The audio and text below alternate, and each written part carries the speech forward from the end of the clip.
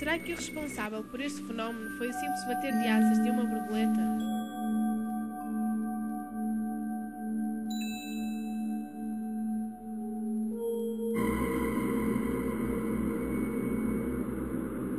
A previsão das condições meteorológicas a longo prazo é simplesmente impossível.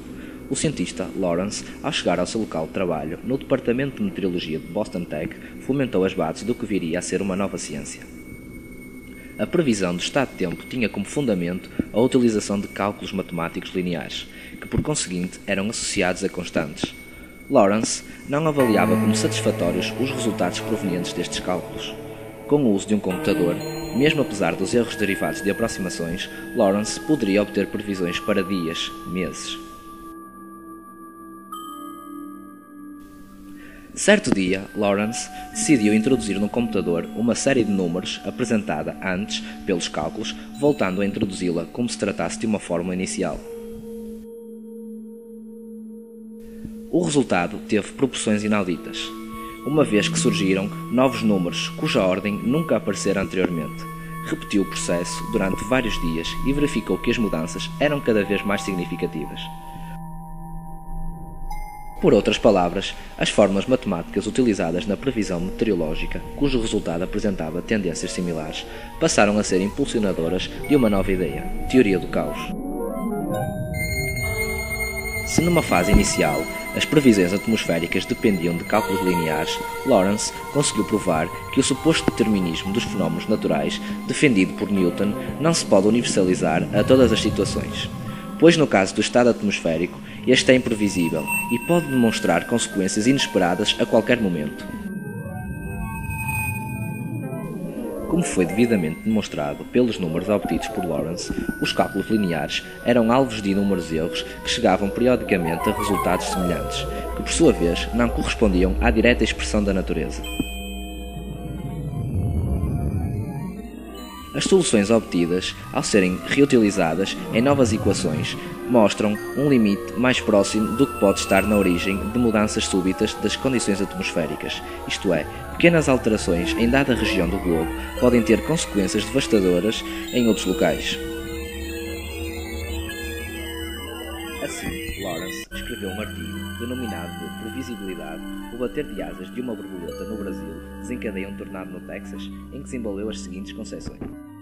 Se o bater de asas de uma borboleta pode ocasionar um tornado, então todos os batimentos anteriores e a atividade de outros seres vivos também poderão. Se o bater de asas de uma borboleta origina um tornado, então pode igualmente evitar um tornado não desencadeado por si. A teoria do caos, relacionada ao efeito borboleta, pretende afirmar que é possível, em que algumas situações de alteração brusca do tempo, a sua origem possa ser explicitada por graduais e tenues modificações, que com o prolongar do tempo têm consequências degradantes.